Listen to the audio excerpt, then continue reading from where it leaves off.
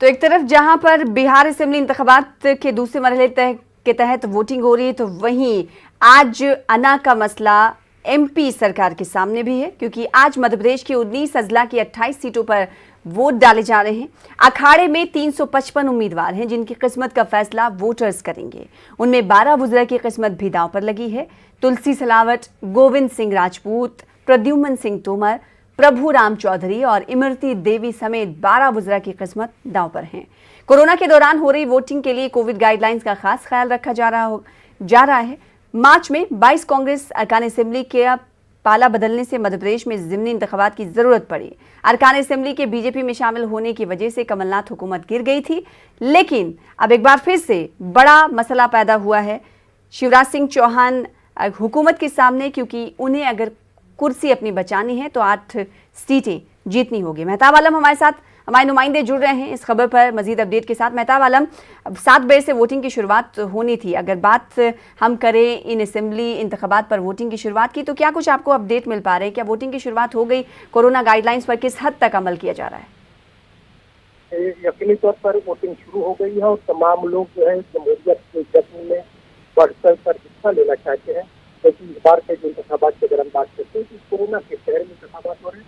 तो पिछली बार 2018 के असेंबली इंतखाबात की अगर हम बात करते हैं तो 18% से ज्यादा पोलिंग बूथ बनाए गए हैं। 9,363 पोलिंग बूथ बनाए गए हैं और उसमें अगर हम बात करें सिखों के इंतजाम की, यहाँ पर 84 पैरामिलिट्री फोर्स की कंपनियों को तैनात करने के साथ साथ 2,500। मेहताब आलम, आपकी आवाज हम तक सही तरीके से नहीं पहुंच पा रही। एक बार फिर से आपसे राब्ता कायम करेंगे। तो मध्य प्रदेश असेंबली इंतखाबात अब के 9 अजला की 28 सीटों पर वोटिंग शुरू हो चुकी है और ये वोटिंग काफ़ी अहम मानी जा रही है, क्योंकि मध्य प्रदेश में अगर बीजेपी को सरकार बचानी है तो 8 सीटों को उन्हें हासिल करना होगा। ऐसे में कितनी अहम ज़िमनी इंतखाबात की ये पोलिंग हो सकती है, इससे आप अंदाज़ा लगा सकते हैं। अखाड़े में 355 उम्मीदवार हैं जिनकी किस्मत का फैसला आज आवाम ईवीएम में मुक़य्यद कर देगी और 10 नवंबर को असेंबली मध्य प्रदेश असेंबली ज़िमनी इंतखाबात के भी नतायज का ऐलान होगा। जिस तरह से बिहार रियासत की तमाम सीटों के नतायज का ऐलान होना है। अगर बात इस ज़िमनी इंतखाबात के बड़े वुज़रा की बात करेंगे जो मैदान में है, जिनकी किस्मत का फैसला है, उनमें 12 वुज़रा हैं जिनकी किस्मत दांव पर लगी हुई है। तुलसी सिलावट, गोविंद सिंह राजपूत, प्रद्युम्न सिंह तोमर, प्रभु राम चौधरी और इमरती देवी के नाम शामिल है। मेहताब आलम एक बार फिर से जुड़ चुके हैं। मेहताब, क्या फरमा रहे थे, बताइए। सना, मैं बता दें कि ये इंतखाबात इसलिए भी बहुत अहम है क्योंकि अगर हम 28 सीटों की बात करते हैं 2018 के इंतखाबात पर नजर डालते हैं तो इन 28 सीटों में से 27 सीटों पर पिछली बार कांग्रेस का कब्जा था। सिर्फ आगर की सीट ऐसी थी जिस पर बीजेपी का कब्जा था। लेकिन यहाँ पर जब 28 सीटों की जब बात करते हैं तो 22 अरकान असेंबली के कांग्रेस का दामन छोड़ देने के बाद, बीजेपी में शामिल होने के बाद जो एक नया बहरान खड़ा हुआ था, कांग्रेस को इक़्तिदार खोना पड़ा और भारतीय जनता पार्टी जो है इक़्तिदार में काबिज हुई। तो आज का जो इंतखाबी अमल शुरू हुआ है सुबह 7 बजे से, तो वहाँ पर हमें देखते हैं कि कोरोना गाइडलाइन को देखते हुए 2018 की बनिस्बत इस बार 18% जो है पोलिंग बूथ ज्यादा बनाए गए हैं और कोरोना का मामला है, इसलिए जो है वोटर्स को लिए जो है सबसे पहले जो है जो पोलिंग बूथ है उनको सैनिटाइज किया गया। सैनिटाइज करने के साथ साथ कतारों से बचाने के लिए लोगों को टोकन तकसीम किए जा रहे हैं, जिसका जो टोकन नंबर है उस टोकन के एतबार से वो जाकर अंदर वोट दे रहे हैं। इसके साथ साथ ही जो है जो अगर मैं तमाम चीजों की बात करूँ तो 65,000 पीपीई किट का इंतजाम किया गया है, 63.68 लाख ग्लव्स का इंतजाम किया गया है, 50 लाख फेस मास्क का इंतजाम किया गया है ताकि जो है साफ और शफाफ तरीके से वोटिंग का अमल भी मुकम्मल हो सके और कोरोना की बीमारी से भी हमारी हिफाजत हो सके। और यहाँ पर मैं ये बता दूं कि जो है दोनों पार्टियों, चाहे भारतीय जनता पार्टी की बात करें, कांग्रेस की बात करें, दोनों के लिए वकार का ये इलेक्शन है। इसमें जहाँ पर कमलनाथ के अपना वकार जुड़ा, वहीं पर ज्योतिरादित्य सिंधिया और शिवराज के भी अपना वकार जुड़ा। वो सुबह से ही दोनों पार्टियों के लीडर ने जो है बिल्कुल, और मध्य प्रदेश में भी आज आवाम का दिन है, क्योंकि मध्य प्रदेश की जो सियासत थी, असेंबली ज़िमनी इंतखाबात की चुनावी तशहीर थी, वो किस रुख पर जा पहुंची थी, ये सभी के सामने आया है। ऐसे में आज वोटर्स का दिन है और वोटर्स के जहन में क्या कुछ, इस हवाले से मेहताब आपसे सवाल करेंगे। लेकिन अगर बिहार की हम बात कर लें तो बिहार जो कि 243 असेंबली सीटों वाली रियासत है, आज दूसरे मरहले के तहत 94 सीटों पर 17 अजला की 94 सीटों पर इंतखाबात हो रहे हैं और बड़े लड़ैया मैदान मैदान में हैं। चिराग पासवान को आप टीवी स्क्रीन पर देख रहे हैं, जो लाइन में लगे हुए हैं अपना वोट कास्ट करने के लिए, वो पोलिंग बूथ पर पहुंचे हैं। मेहताब, आपका हम रुख करेंगे, आप हमारे साथ बने रहिएगा। इस वक्त हम नाज़रीन को ये तस्वीर दिखा रहे हैं बिहार के एक पोलिंग स्टेशन की, जहां पर चिराग पासवान एलजेपी लीडर इस वक्त लाइन में मौजूद हैं और अपनी बारी का, वोट कास्ट करने की बारी का इंतजार कर रहे हैं। लगातार अगर एलजेपी की हम बात करेंगे, चिराग पासवान की बात करेंगे, तो नीतीश कुमार पर हमलावर रहे हैं इस पूरे चुनाव में।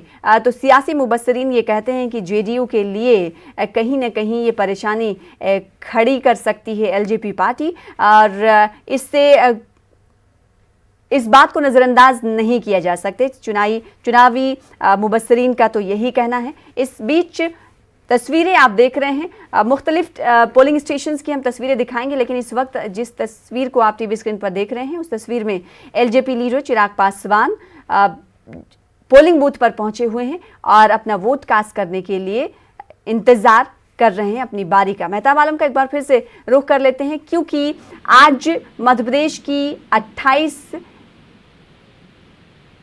असेंबली की ज़िमनी सीटों पर इंतखाबात हो रहे हैं, वोटिंग शुरू हो गई है। मेहताब, अगर बात इंतखाबी तशहीर की करें तो वोटरों को लुभाने के लिए इन तमाम सियासी लीडरान की अल्फाज और तरीक़ेकार किस हद तक गिर चुके थे, इसका नोटिस इलेक्शन कमीशन ने लिया था। लेकिन आज हम बात नेताओं की नहीं करेंगे, सिर्फ और सिर्फ आवाम की बात करेंगे। जिस तरह से आवाम ने तमाम सियासी लीडरान की लफाजी इंतखाबी तशहीर में उनके बयानात को देखा, और आज उनका दिन है, उनके जहन में क्या कुछ चल रहा होगा। क्या वोटर्स से बात हुई? देखिए, हमारे कुछ ग्वालियर जो चंबल डिवीजन के कुछ वोटर से हमारी बात हुई, जो सिपाही जो है काम अपने छोड़कर सबसे पहले जमहूरियत के जश्न में शामिल होने के लिए अपने घरों से निकले हैं। क्योंकि मैंने ग्वालियर और चंबल डिवीजन का नाम इसलिए लिया कि 28 सीटों में से 16 सीटों का ताल्लुक ग्वालियर और चंबल डिवीजन से है, और सिंधिया का ताल्लुक खुद वहीं से है। और इसके साथ साथ अब 16 सीटों के लिए भारतीय जनता पार्टी की अगर हम शिवराज काबीना की बात करते हैं, तो उसमें 12 वजीर वहीं से शामिल है, ग्वालियर चंबल डिवीजन से। तो इस तरह से हम देखें तो पूरा फोकस दोनों पार्टियों के लिए, चाहे बीजेपी की बात करें या कांग्रेस की बात करें, तो आखिरी दिन भी इंतखाबी तशहीर के दोनों पार्टियों का पूरा फोकस वहीं पर था कि दोनों पार्टियां अपनी जीत की दावे भी कर रही हैं। लेकिन सबसे अहम सवाल, जिस तरह से आपने कहा कि मेरी जो वोटर से बात हुई, तो उनको इस बात की मायूसी है कि इंतखाबात का अमल जब शुरू होना था, तब दोनों पार्टियां जो है तरक्कियात के मंसूबों की बात कर रही थी, रोजगार देने की बात कर रही थी। लेकिन जैसे जैसे वोटिंग दिन नजदीक आते गए, तो उनको ये दिखाई दिया कि दोनों पार्टियां जो है अपने ट्रैक से उतर गई, एक दूसरे पर जातियात पर हमले करने के साथ बेतुके अल्फाज इस्तेमाल किए गए, और उसमें वो जो है वोटर अपने आप को छला हुआ महसूस कर रहा था कि दोनों पार्टियों के उसमें एजेंडे में तरक्कियात के मंसूबों पर कहीं बात नहीं हो रही थी। लेकिन अब उनको ये कहना है कि वो तमाम चीजों पर, पहलुओं पर नजर रखे हुए हैं। उनको ये देखना है कि उनके इलाके की जो है तरक्की कैसे हो सकती है।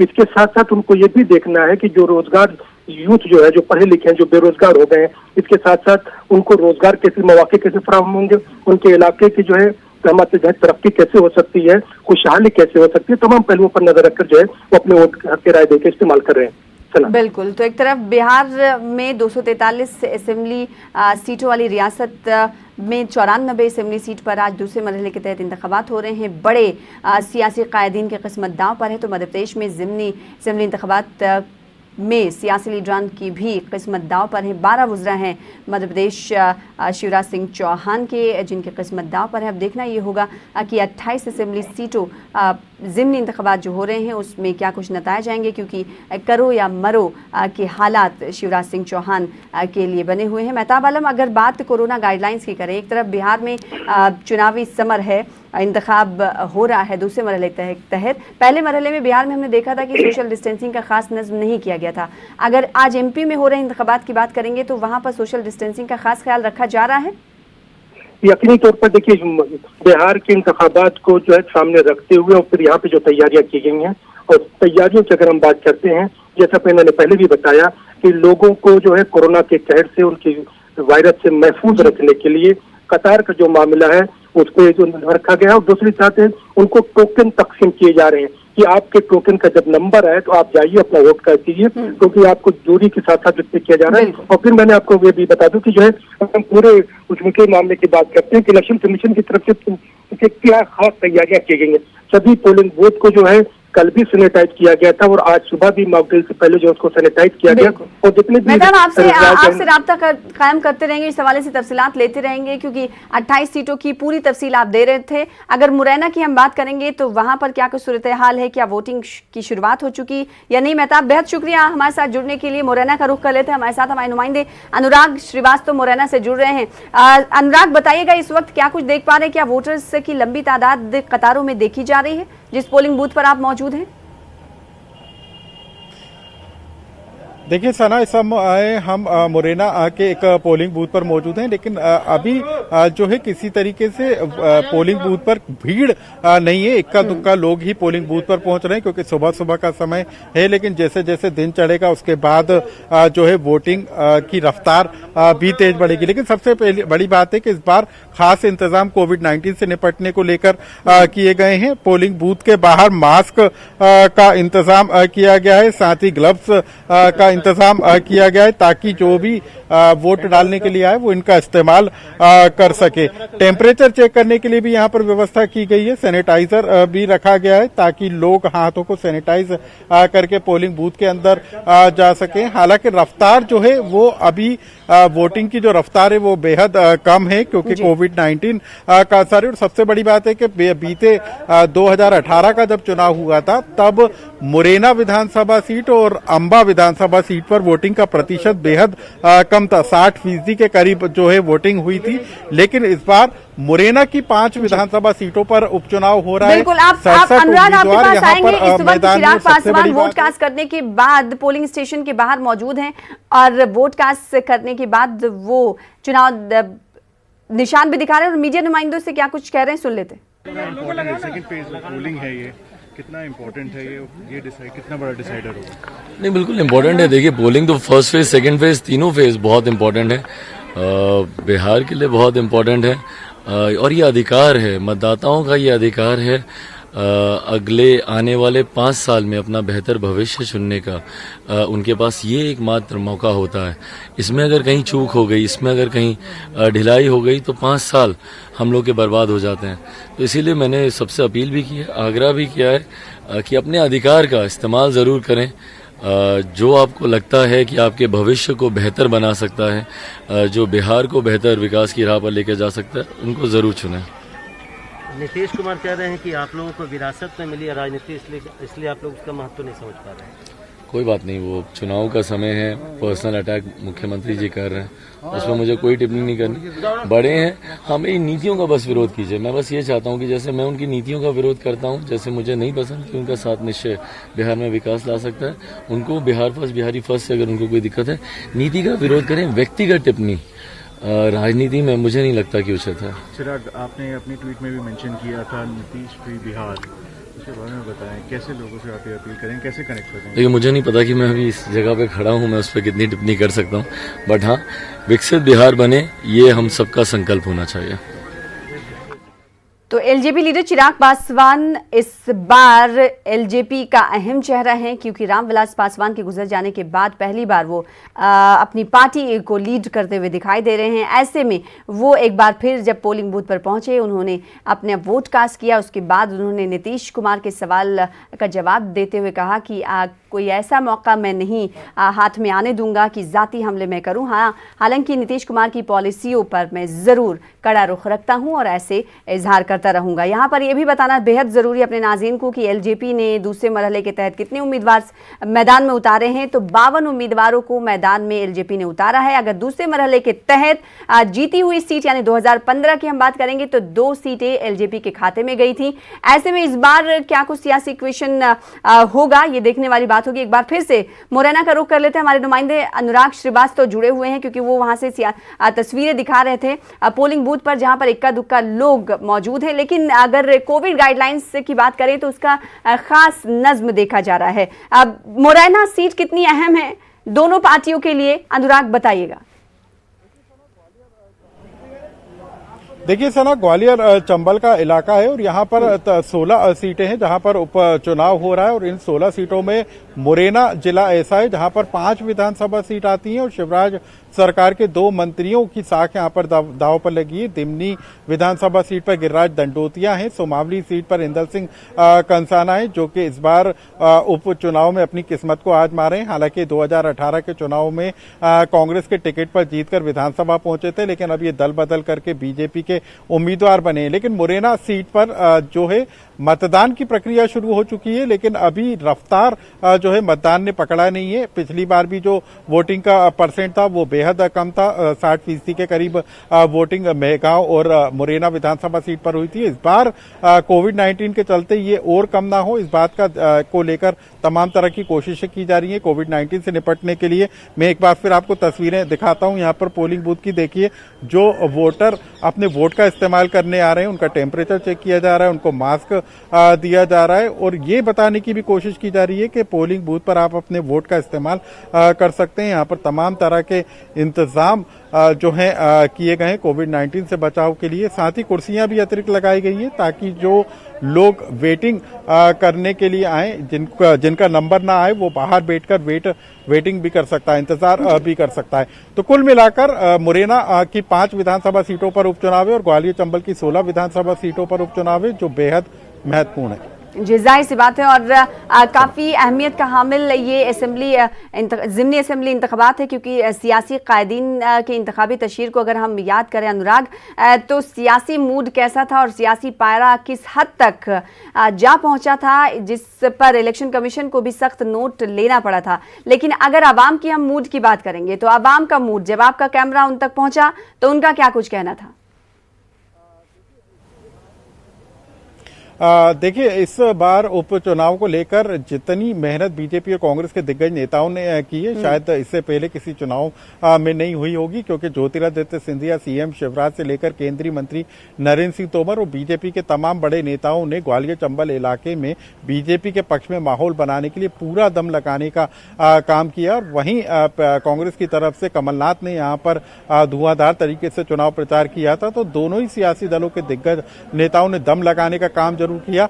हालांकि इस बार जो बयान सुनाई दिए वो बेहद ही निम्न स्तर के बयान थे, जिसको लेकर कई बार चुनाव आयोग ने नोटिस भी जारी किए, कई नेताओं को हिदायत भी जारी की। कमलनाथ जो हैं प्रदेश कांग्रेस अध्यक्ष, उनको चुनाव आयोग की तरफ से नोटिस जारी किया गया था, उनको हिदायत दी गई थी। इमरती देवी जो कि मंत्री हैं शिवराज सरकार में, उनको बयानों को लेकर प्रचार के आखिरी दिन प्रचार करने पर रोक लगा दी गई थी। तो कुल मिलाकर नेताओं के बयान इस बार सबसे ज्यादा सुर्खियों में जरूर रहे, लेकिन उन तमाम बयानों को सुनने के बाद मतदाता अब आज अपना फैसला करने वाला है और वो आज तय कर देगा कि ग्वालियर चंबल की 16 सीटों में किसकी जीत होगी, किसकी हार होगी। और इसी चंबल इलाके से भी तय हो जाएगा कि सूबे में बीजेपी सत्ता में बनी रहेगी या फिर कांग्रेस की वापसी होगी। बिल्कुल। तो कुल मिलाकर लोग किसी इलाके में इंतखाब होते हैं, इलेक्शन होता है, तो उस इलाके के मुद्दे बहुत हावी रहते हैं। ग्वालियर चंबल समेत 28 असेंबली ज़िमनी सीटों के अहम मुद्दे क्या हैं, मजमूई तौर पर बताइएगा। देखिए सना, इस बार अभी वही मुद्दे जो 2018 के चुनाव में थे, शिक्षा, स्वास्थ्य, पानी, सड़क, ये तमाम, रोजगार एक जो है सबसे बड़ा मुद्दा इस बार उपचुनाव में सुनाई दिया। लेकिन विकास के मुद्दों के अलावा कुछ ऐसे मुद्दे थे जिनको सियासी दल हवा देते हुए जरूर नजर आए। जो कांग्रेस है उसने दल बदलने का एक बड़ा मुद्दा बनाया, क्योंकि 25 विधायक ऐसे थे जो कि दल बदलकर बीजेपी में शामिल हुए और बीजेपी ने उनको अपना उम्मीदवार बनाया है। तो कांग्रेस ने दल बदलने का मुद्दा जो है जोर शोर के साथ उठाया था और इसको हवा देने की भी कोशिश की गई। इसके अलावा व्यक्तिगत आरोप के जरिए और कौन विकास कार्य में अव्वल हो सकता है, इसको बताने की कोशिश भी सियासी दलों की तरफ से की गई है। तो तमाम तरह के मुद्दे हैं। ग्वालियर चंबल का कई इलाका ऐसा है, मुरैना की कई विधानसभा सीट ऐसी हैं जो पिछड़ी हुई हैं। पानी की समस्या अभी तक है, रोजगार की एक बड़ी समस्या यहाँ पर है, शिक्षा और स्वास्थ्य को लेकर भी कई तरह की शिकायतें यहाँ से निकल कर आती हैं। लेकिन उसके अलावा, इन मुद्दों के अलावा दल बदलने जैसे मुद्दों को भी यहाँ पर जोर शोर के साथ उठाया गया है। जी, तो एमपी असेंबली ज़िमनी इंतखाबात को लेकर वोट कास्ट करने का, वोटर्स अपने हक़ रायदही का इस्तेमाल करने के लिए पोलिंग बूथ पर पहुंच रहे हैं। मुरैना से सीधी तस्वीरें और तफसील बता रहे हैं हमारे नुमाइंदे अनुराग श्रीवास्तव। हालांकि वोटर्स के पहुंचने की तादाद थोड़ी धीमी है, रफ्तार कम है। उम्मीद ये की जा सकती है कि मुरैना में वोटर्स निकलेंगे और अपना वोट कास्ट करेंगे। बहुत शुक्रिया अनुराग हमारे साथ जुड़ने के लिए, तफसील से जानकारी फराहम करने के लिए। तो एक जानिब एमपी में ज़िमनी असेंबली इंतखाबात को लेकर वोट कास्ट किए जा रहे हैं, तो वहीं बिहार के 94 सीटों पर, असेंबली सीटों पर आज वोटर्स अपने हक़ रायदही का इस्तेमाल कर रहे हैं। ईवीएम में आज कई बड़े सियासी दिग्गजों की किस्मत का फैसला मुक़य्यद हो जाएगा। फिर उसके बाद 3 सीटों पर हुए चुनाव का नतीजा 10 नवंबर को आएगा। छोटे से ब्रेक के लिए रुकेंगे, ब्रेक के बाद जल्द लौटेंगे।